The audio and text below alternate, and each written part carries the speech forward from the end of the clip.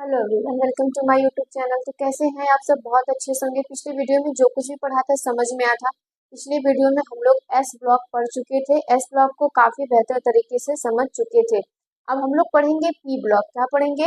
P block. P block किसे कहते हैं? अगर अगर आपसे पूछा जाए पीरियोडिक टेबल जो हमारा कुछ इस प्रकार से होता था, तो इधर के कुछ क्या होते थे? पी ब्लॉक, सॉरी एस, इधर के पी, इधर डी, और ये जो नीचे होते थे ये एफ होते थे। इतनी बातें तो क्लियर हो ही गई होगी, पिछले वीडियो से आपको समझ में आ गया होगा कि क्या बात हो रही है। तो अब हम लोग पी ब्लॉक के तत्व किसे कहेंगे? तो आप हेडिंग बनाइएगा, पी ब्लॉक, ब्लॉक के तत्व। पी ब्लॉक के तत्व हम लोग किसे कहते हैं? जैसे एस ब्लॉक के तत्व किसे कहते थे, याद होगा? तो उसी प्रकार से हम लोग पी ब्लॉक के भी तत्व किसे कहते हैं? तो आप क्या लिखेंगे? वे सभी तत्व जिनका अंतिम इलेक्ट्रॉन पी कक्षक में प्रवेश करता है।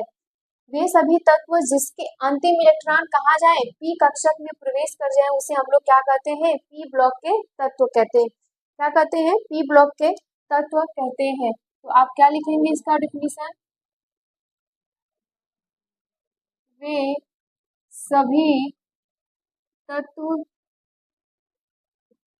जिनका अंतिम इलेक्ट्रॉन, जिनका अंतिम इलेक्ट्रॉन पी कक्षक में, पी कक्षक में प्रवेश करता है, प्रवेश करता है, उसे उसे पी ब्लॉक के तत्व, पी ब्लॉक के तत्व कहते हैं या कहलाता है।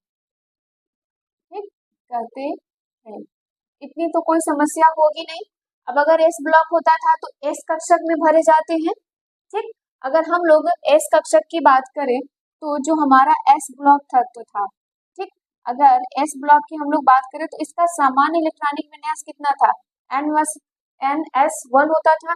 एन का नंबर कुछ भी हो सकता है। एस का मतलब ये है कि ये जब कक्षक है इसमें कितने इलेक्ट्रॉन भरे जाएंगे? एक इलेक्ट्रॉन रहेंगे। कितने इलेक्ट्रॉन रहेंगे? एक रहेंगे। तो अब ये पी कक्षक की बात हो रही है। जब हम लोग पी ब्लॉक की बात कर रहे हैं तो पी ब्लॉक में क्या होगा? पी कक्षक में तो होगा, तो यहाँ पे क्या हो जाएगा? एन पी हो जाएगा। क्या हो जाएगा? एन पी हो जाएगा, और इस पे क्या हो जाएगा? 2 हो जाएगा। मतलब यहाँ पे इस वाले में, एस वाले में एक इलेक्ट्रॉन होते हैं, लेकिन पी वाले में 2 इलेक्ट्रॉन होंगे। हम लोग इलेक्ट्रॉनिक विन्यास से भी समझेंगे, तो आप उसको भी समझ सकते हैं कि इसमें कैसे भरा जाएगा। आप नोट करके या पॉइंट वाइज पहला पॉइंट, दूसरा पॉइंट, जो भी आपको सही लगे उस हिसाब से लिखते चलिएगा। तो इसमें क्या होता है कि हम लोग किसको किसको पी ब्लॉक के तत्व कहते हैं? ऐसे कौन कौन है जिनको हम पी ब्लॉक के तत्व कहते हैं? तो आप यहाँ पे क्या लिखेंगे? पी ब्लॉक के तत्व, पी ब्लॉक, पी ब्लॉक के तत्व, तत्व समूह 13 से, ठीक है, वर्ग की बात हो रही है। समूह 13 से, 13 से 18 तक होता है। ठीक, समूह 13 से 18 तक होता है। अगर हम 13 से 18 की बात करें तो 6 होते हैं। कितने होंगे?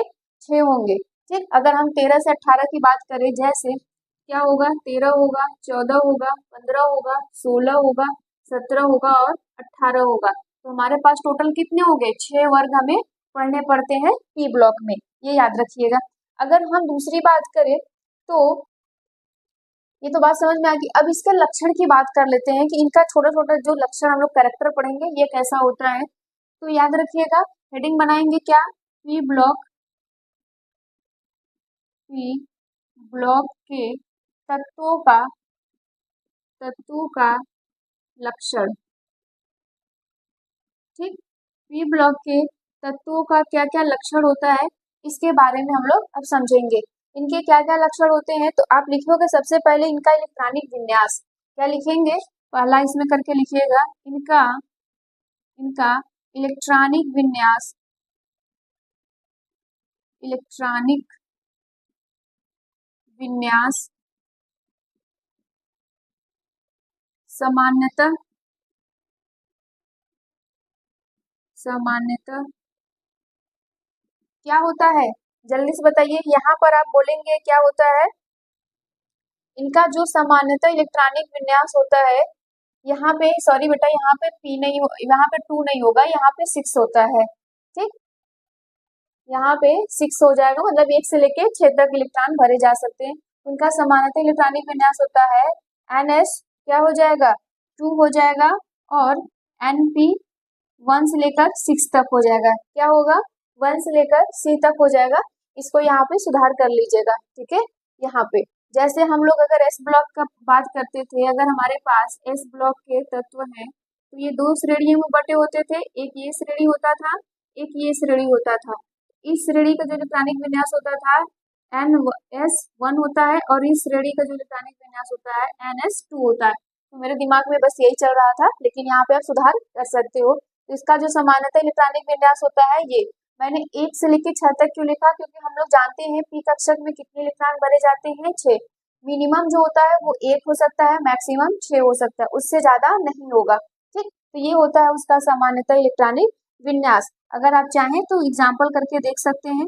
जैसे जैसे अगर हम लोग बात करें तो यहाँ पे किसका आता है बता सकते हैं। अगर हम लोग बी की बात करें, बी क्या होता है कमेंट में जरूर बताइएगा। ये किसका सिंबल है, और ये सी तो आप जानते ही होंगे किसका है, इसका जरूर आप बताइएगा। इसका एटॉमिक नंबर क्या होता है, परमाणु क्रमांक कितना होता है 5 होता है। इलेक्ट्रॉनिक विन्यास हम लोग करें, अगर हम लोग, ये बोरान है, अगर हम लोग इलेक्ट्रॉनिक विन्यास करें तो यहाँ पर क्या आएगा 1s2 हो जाएगा। क्या हो रहा है, ठीक, 1s2 हो जाएगा। फिर क्या हो जाएगा 2s2 हो जाएगा। 2p पर कितना आ जाएगा 1 आ जाएगा। 2p पर कितना आया 1 आया। अब देखिए p वाले कक्षक में इलेक्ट्रॉन भरा गया है ना। फिर उसी प्रकार से अगर हम लोग कार्बन का करें तो कितना होता है, यहाँ पे क्या होगा, परमाणु क्रमांक कितना होता है 6 होता है। अगर हम लोग इसका करें इलेक्ट्रॉनिक विन्यास तो 1s2 हो जाएगा, 2s2 हो जाएगा, 2p पर कितना हो जाएगा 2 हो जाएगा, 6 हो गया। ठीक है, 6 इलेक्ट्रॉनिक विन्यास हो गया ना। अगर हम लोग इसी तरह से और किसी चीज का चाहे तो कर सकते हैं, जैसे ऑक्सीजन का भी कर सकते हैं। ठीक, आप जो चाहे उसको ले सकते हैं, लेकिन वो पी ब्लॉक के तत्व होने चाहिए। आप देख रहे हैं एस कक्षक में हम लोग इसके अनुसार देखें तो 2 इलेक्ट्रॉन भरे जा रहे हैं, पी के अनुसार देखें तो 1 से लेके 6 तक के इलेक्ट्रॉन इसमें भरे जा रहे हैं। तो यहाँ तक तो आपको कोई दिक्कत होगा नहीं, बहुत इजी तरीके से आप इसको समझ सकते हैं। अगर मैं दूसरा कोई भी, अब इसकी अगर हम लोग दूसरे कैरेक्टर की बात करें तो इनमें क्या होता है कि इनमें धातु, अधातु, उपधातु तीनों पाए जाते हैं। जो आपका पी ब्लॉक है ना, इसमें आपके मेटल, नॉन मेटल एंड क्या होता है मेटलॉइड, मतलब धातु, अधातु, उपधातु आपका तीनों पाया जाएगा। तो आप नेक्स्ट कैरेक्टर में इसके क्या लिखेंगे, आप नेक्स्ट में लिखोगे पी ब्लॉक में धातु तथा, आप लिखेंगे पी ब्लॉक में धातु तथा धातु अधातु, धातु अधातु तथा उपधातु, उपधातु तीनों प्रकार के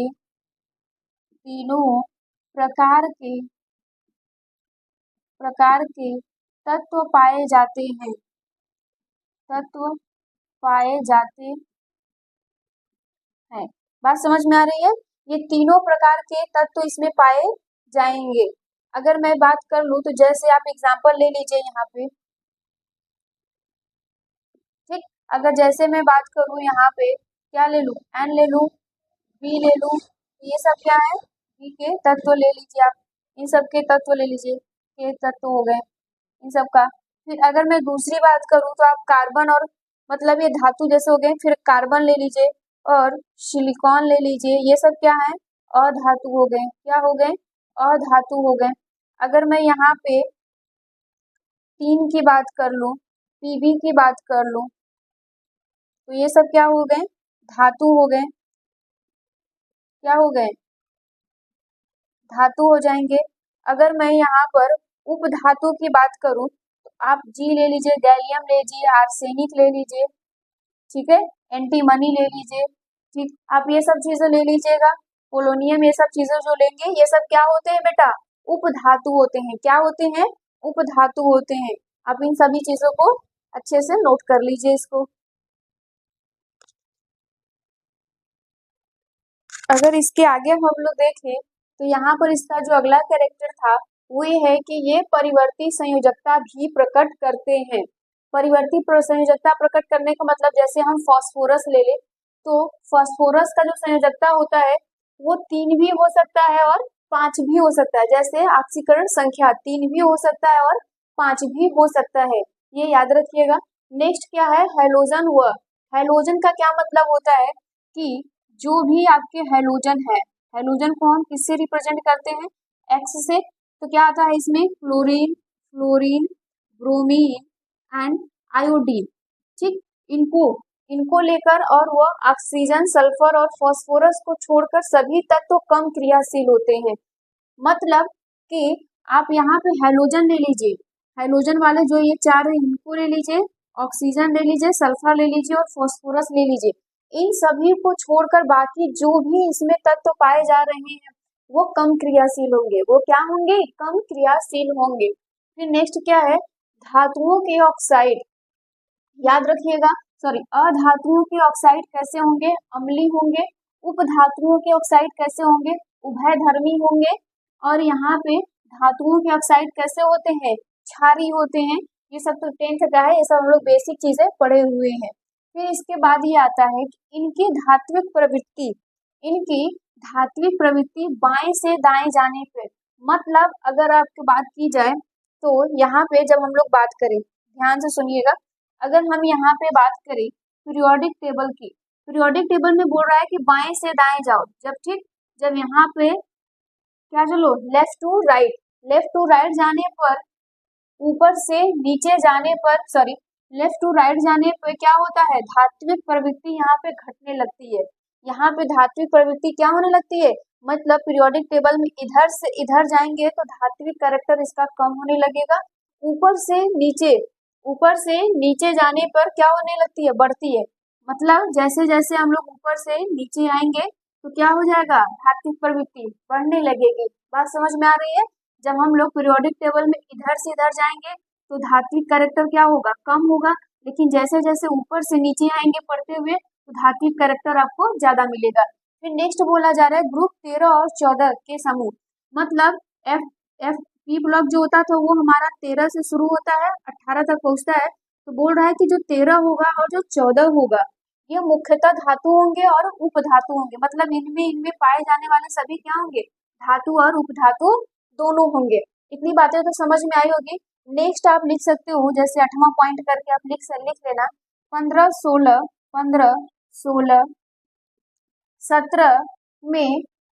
17 में अधातु प्रवृत्ति अधिक पाई जाती है,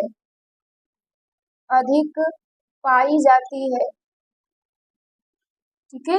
ये सब आप नोट करके पॉइंट लिखते चलिएगा। ये सब क्या होते हैं, अधिक पाई जाती है, इतना नोट कर लीजिए। ये पी ब्लॉक आपका समाप्त हो चुका है। आपको इसमें कोई भी समस्या होगी तो आप कमेंट में जरूर बताइएगा।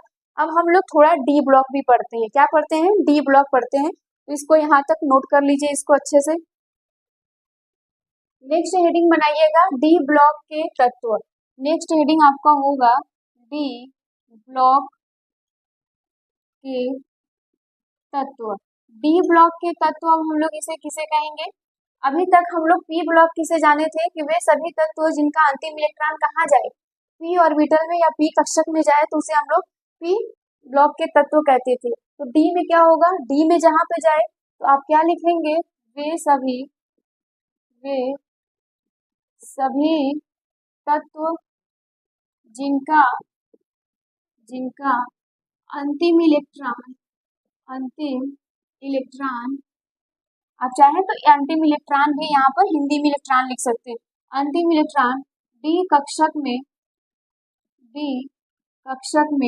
प्रवेश करता है, उसे डी ब्लॉक के तत्व कहते हैं, डी ब्लॉक के तत्व कहते हैं। ठीक, तत्व कहते तत्व कहते हैं। यहाँ तक तो कोई दिक्कत नहीं होगी, डी ब्लॉक के तत्व कहते हैं।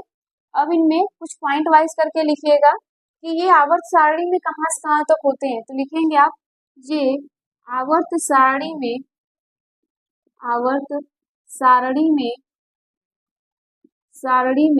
3 से 12 तक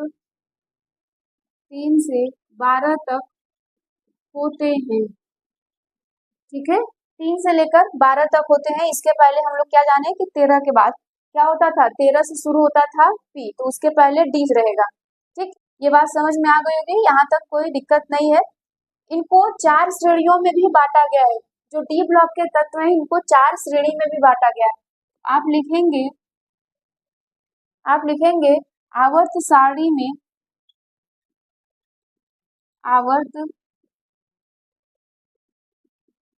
सारणी में 4 श्रेणियों में बांटा गया है।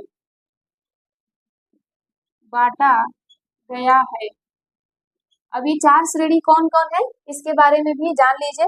तो पहला कौन है, 3D। कौन है बेटा, 3D श्रेणी मतलब जो इलेक्ट्रॉन भरे जाएंगे वो 3D में होगा। कहाँ पर होगा, 3D में। आपको अबाव प्रिंसिपल याद होगा तो वहाँ पे 3D होगा। तो यहाँ पे कौन होगा, 3D होगा। इसमें कौन से तत्व आते हैं, अगर हम SC से शुरुआत करेंगे फिर यहाँ तक कहाँ तक जाएंगे, Zn तक जाएंगे। कहाँ तक जाएंगे, Zn मतलब 21 से लेके 30 तक। ठीक है, इन्हीं को हम लोग कहते हैं बेटा प्रथम संक्रमण तत्व। क्या कहते हैं, प्रथम संक्रमण तत्व भी कहा जाता है। सभी में 10-10 तत्व होते हैं। कितने तत्व होते हैं, 10 तत्व सभी में पाए जाते हैं, ये याद रखिएगा। ठीक, अगर हम लोग दूसरा बात करें, दूसरा क्या होता है, 4D श्रेणी। क्या होता है इसमें, 4D श्रेणी। 4D श्रेणी की अगर हम लोग बात करें तो यहाँ से आता है Y से, ये शुरू होता है CD तक चलता है। Y से शुरू होता है CD तक यहाँ पर चलता है। इसे हम लोग क्या कहते हैं, इसे हम लोग कहते हैं द्वितीय संक्रमण तत्व। ये 39 से शुरू होता है और यहाँ पे 48 तक चलता है। इसी को हम लोग कहते हैं द्वितीय संक्रमण तत्व कहते हैं। इसमें भी वही होता है, 10 तत्व इसमें भी पाए जाते हैं। अगर मैं बात करूं यहाँ पर 5D श्रेणी की, 5D श्रेणी। ठीक, अगर हम इन सबके तत्वों के इलेक्ट्रॉनिक विन्यास करेंगे तो 3D में जाएगा, मतलब 3 वाले में जाएगा, और इन लोगों के इलेक्ट्रॉनिक विन्यास करेंगे तो 4D में जाएगा। ठीक, यहाँ पे 4 होगा। अगर इसकी बात करेंगे तो 5 आएगा। तो यहाँ पे कौन होता है, अगर मैं यहाँ से बात करूं तो यहाँ तक आता है लेंथेनाइट से लेके हम लोग ल्यूट्रियम तक जाते हैं, La से लेके Lu तक। कभी कभी यहाँ पे Ln भी होगा। इसका होता है 57 से लेके 71 तक होता है। क्या होता है, सॉरी नहीं, यहाँ Hg होता है, यहाँ पे Hg तक होता है, मतलब यहाँ पर। फिर इसके बाद अगर हम लोग बात करें अगर, तो ये तृतीय श्रेणी हो जाता है बेटा। ये क्या होता है, तृतीय संक्रमण श्रेणी होता है। इसमें भी वही होता है, सबकी बात हो रही है, तृतीय संक्रमण तत्व होते हैं। अगर मैं यहाँ पे चौथा ले लूं, अगर यहाँ पे चौथा की बात की जाए तो यहाँ पे क्या हो जाएगा, 6D श्रेणी। 6D श्रेणी की बात की जाए, 6D श्रेणी की बात करें तो AC से शुरू होगा। ठीक है, AC से शुरू होगा, Cn तक जाएगा, मतलब 112। ठीक है, 89 यहाँ से शुरू होगा।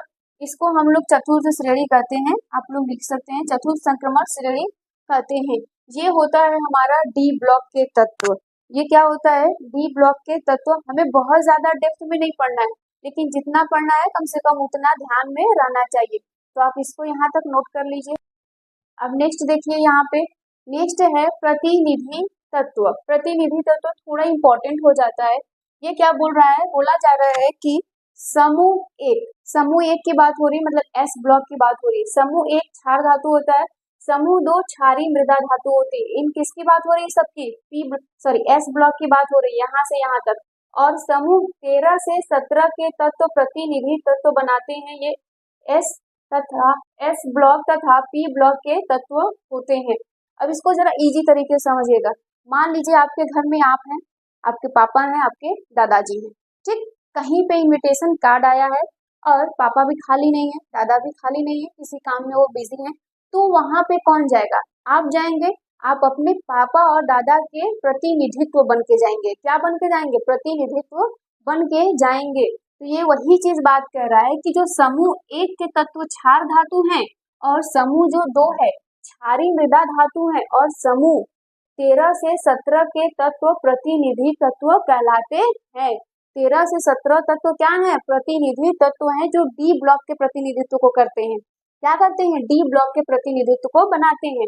तो यहाँ पे यही दिया गया है, ये एस तथा पी ब्लॉक के तत्व होते हैं। क्या होते हैं? वो एस तथा पी ब्लॉक के तत्व होते हैं। बात समझ में आ गई? तो यहाँ पे बहुत सिंपल तरीके से है, बस ये जानिएगा किसको कहते हैं। अब हम लोग नेक्स्ट इंपॉर्टेंट चीज पढ़ते हैं, जिसको हम लोग कहते हैं संक्रमण तत्व। ठीक, संक्रमण तत्व ये क्या कहलाता है? अगर मैं संक्रमण तत्व की बात करूं तो जो डी ब्लॉक हमारा होता है, जो डी ब्लॉक के तत्व होते हैं, उसी को हम लोग संक्रमण तत्व कहते हैं। अब संक्रमण तत्व क्यों कहते हैं, इसके बारे में जरा ध्यान से सुनिएगा। तो आप लिखेंगे वे सभी तत्व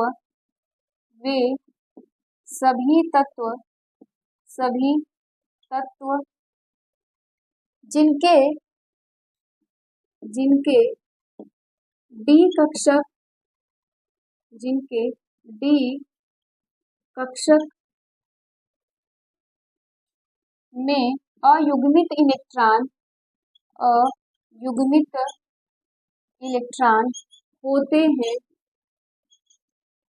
हैं उसे संक्रमण तत्व कहते हैं।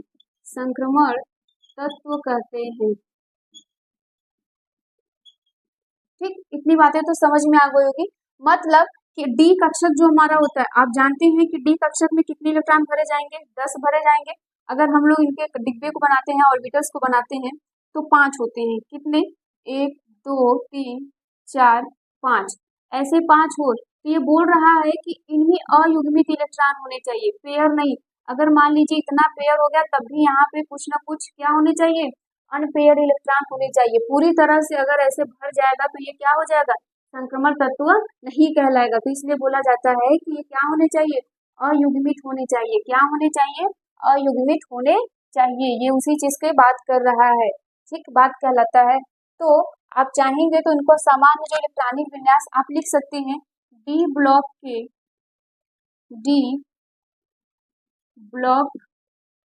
के तत्व को संक्रमण तत्व कहते हैं।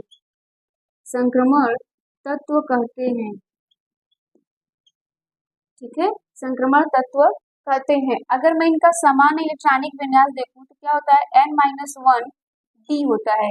क्या होता है? n-1 डी होता है। डी में कितने इलेक्ट्रॉन भरे जाएंगे? 1 से लेकर 10 तक के बीच में आप इलेक्ट्रॉन भर सकते हो। ये उस प्रकार से होता है। अगर दूसरा मैं इंपॉर्टेंट बात करूं तो आंतरिक संक्रमण तत्व किसे कहते हैं या अंतः संक्रमण तत्व किसे कहते हैं? तो हेडिंग क्या बनाएंगे? अंतः, यहाँ पे क्या लिखेंगे? अंतः संक्रमण या फिर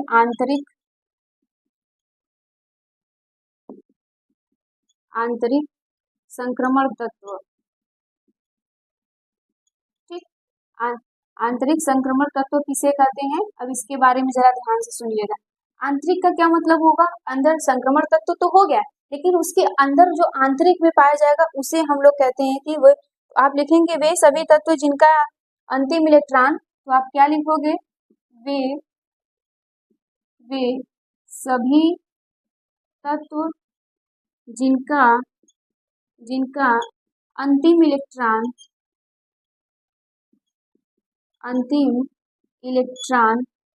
कहाँ जाए?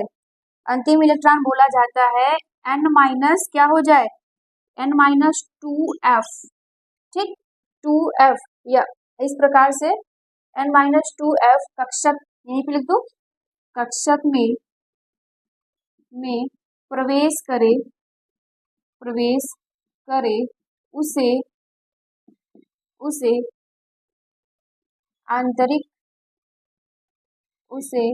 आंतरिक संक्रमण तत्व कहते हैं। आंतरिक संक्रमण तत्व कहते हैं, ठीक है, आंतरिक संक्रमण तत्व कहते हैं, या F कक्षक में, या F ब्लॉक भी कहते हैं। क्या कहते हैं? या फिर हम लोग इसको F ब्लॉक भी कहते हैं। अगर मैं इनका सामान्य इलेक्ट्रॉनिक विन्यास बताऊं आपको, अगर इसका सामान्य इलेक्ट्रॉनिक विन्यास बताऊं, आप लोग लिख लीजिएगा। जो इलेक्ट्रॉनिक विन्यास होता है वो क्या होता है? XN, ठीक, ये होता है। फिर यहाँ पर आता है बेटा N-2F, F में कितने इलेक्ट्रॉन होंगे? 1 से लेके 14 तक होंगे। फिर यहाँ पर आता है N-1, यहाँ पे D होता है, D में 0 या 1 इलेक्ट्रॉन होंगे। फिर यहाँ पर आता है NS2 होता है। ये होता है इनका क्या? सामान्य इलेक्ट्रॉनिक विन्यास होता है। अगर मैं यहाँ पर N की वैल्यू मान लीजिए 6 ले लूँ, ठीक है, N की वैल्यू अगर मैं यहाँ पे 6 ले लूँ, इसमें हम रखेंगे, जब इसमें रखेंगे तो अगर हम इसमें N की वैल्यू 6 रखेंगे, माइनस करेंगे 2 तो कितना आएगा? 4 आएगा। तो इसका मतलब है कि हम लोग यहाँ पे क्या करेंगे? XN, तो इसमें ब्रैकेट में करेंगे क्या? 4 हो जाएगा। चलो ब्रैकेट से बाहर कर देते हैं, तो 4F हो जाएगा। 1 से लेके 14 तक इलेक्ट्रॉन भरे जाएंगे। अगर हम यहाँ पे 6 रख दें, इनका 1 घटाएंगे तो क्या बचेगा? 5D। 5D में कितने होंगे? 0 से 1 इलेक्ट्रॉन होंगे। और यहाँ पे हम लोग क्या रखेंगे? 6 रखेंगे। तो ये इस प्रकार से इनका इलेक्ट्रॉनिक विन्यास होता है जो पूछा जाता है, ठीक। तो ये छोटी छोटी चीजें हैं, आप इनको याद कर सकते हैं कि इनको क्या कहा जाता है। तो आप चाहें तो इसको यहाँ तक इतना नोट कर लीजिए, फिर इसके आगे कुछ चीज बता देते हैं। नोट करिए इसको इतना। अगर हम लोग इसी को क्या कह रहे हैं? ए ब्लॉक के भी तत्व कहते हैं, ठीक। इसी को हम लोग क्या कहते हैं? एफ ब्लॉक के भी तत्व कहते हैं। तो एफ ब्लॉक को जो है वो 2 पार्ट में तोड़ा गया है। एक होता है लेंथेनाइड, क्या होता है? लेंथेनाइड। एक होता है एक्टेनाइड, ठीक, एक होता है एक्टेनाइड। 2 भागों में इसको हम लोग क्या किए गए हैं? तोड़े हैं, ठीक है। इतनी बातें समझ में आ रही होगी। तो इसको हम लोग LA से दिखाते हैं, इसको AC से दिखाते हैं। इसका नाम होता है लेंथेनम, इसका नाम क्या होता है? एक्टेनम। क्या होता है? लेंथेनम और एक्टेनम की बात हो रही है। तो यहाँ पर जो होता है बेटा, लेंथेनम और एक्टेनम को छोड़ के बाकी जितने भी तत्व इसमें आते हैं सब लेंथेनाइड के तत्व होते हैं और एक्टेनाइड के तत्व होते हैं। क्या होते हैं? लेंथेनाइड और एक्टेनाइड के तत्व होते हैं। मतलब इनको और इनको छोड़ के अगर कभी आपसे पूछा जाए कि जो लेंथेनम है क्या वो लेंथेनाइड का तत्व है? नहीं है, ठीक। उसको छोड़ के जो उनके नीचे सब आते हैं वो क्या है? लेंथेनाइड के तत्व है। उसी प्रकार से AC जो है, एक्टेनम जो है, वो एक्टेनम को छोड़ के जो जितने तत्व आएंगे वो सब एक्टेनाइड कहलाएंगे, वो तत्व नहीं कहलाएंगे। जैसे मान लीजिए आप किसी भी स्कूल में पढ़ रहे हैं, ठीक, तो जो वहाँ के प्रिंसिपल होंगे, आपसे बोला जाएगा कि प्रिंसिपल कौन है, तो आप कहोगे उस स्कूल के वो मान लो कि जो वहाँ के चेयरमैन होंगे, जिनका स्कूल होगा, ठीक, जिनका स्कूल होगा। खैर प्रिंसिपल तो आप लोग अपने हिसाब से लोग रख लेते हैं। तो जिनका स्कूल होगा, अगर उनका स्कूल है तो आप क्या कहोगे कि वो कौन है? आप बोलोगे कि वो उस स्कूल के मालिक हैं। वो क्या है? उस स्कूल के मालिक है, न कि वो स्टूडेंट है। तो उसी प्रकार से ये है बेटा, लेंथेनाइड के जो तत्व होते हैं ना, इनको छोड़ के इनके जैसा जो दिखने वाले जो इनके अंदर में रहते हैं वो लेंथेनाइड के तत्व हैं, वो खुद लेंथेनाइड तत्व नहीं है। तो ये लेंथेनम और एक्टेनम को छोड़ के बाकी इनके जैसा जो भी तत्व इनके नीचे आता है वो क्या होते हैं? लेंथेनाइड और एक्टेनाइड के तत्व हैं। उम्मीद करते हैं कि मेरी बातें आप समझ गए होंगे, ठीक। और इसके बाद एक और इम्पोर्टेंट चीज आपसे पूछ लिया जाता है कि यहाँ पे पूछ लिया जाता है ट्रांस यूरानिक तत्व किसे कहते हैं? ट्रांस यूरानिक किसे कहते हैं? जैसे यहाँ पे ट्रांस यूरानिक तत्व, ट्रांस यूरानिक तत्व आप किसे कहेंगे? तो इसकी बात हो रही है।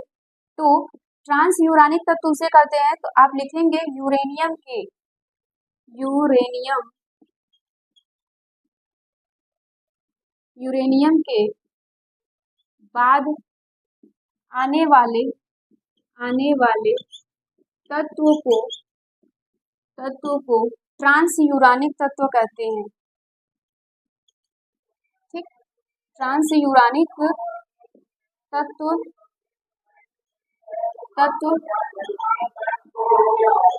कहते हैं। ठीक, तत्व कहते हैं। तो उम्मीद करते हैं ये सारी चीजें आपको समझ में आ गई होगी यहाँ तक, ये सब तत्व किसे कहते हैं। ए ब्लॉक और डी ब्लॉक, लेंथेनाइड, एक्टिनाइड, ये सारे शब्द होते हैं। मतलब लेंथेनम के बाद आने वाले तत्व को लेंथेनाइड कहते हैं, एक्टेनम के बाद आने वाले तत्व को एक्टेनाइड कहते हैं। यहाँ तक हमारा जो भी ब्लॉक था वो सारे ब्लॉक हम लोग पढ़ चुके हैं। एस पढ़ चुके, पी पढ़ चुके, डी भी पढ़ चुके, काफी चीजों को हम लोग समझ भी चुके थे। अब हम लोग ये पढ़ेंगे कि आवर्त सारणी का जो पूरा गुण है उसके बारे में पढ़ेंगे कि बाएं से दाएं जाने पे, ऊपर से नीचे जाने पर क्या होता है, आकार, आकृति, त्रिज्या, इन सारी चीजों को डेप्थ में पढ़ेंगे। तो आज के लिए इतना रहने देते हैं। उम्मीद करते हैं काफी अच्छे से आपको समझ में आया होगा। नहीं समझ में आया होगा तो कमेंट में प्लीज जरूर बताइएगा। धन्यवाद।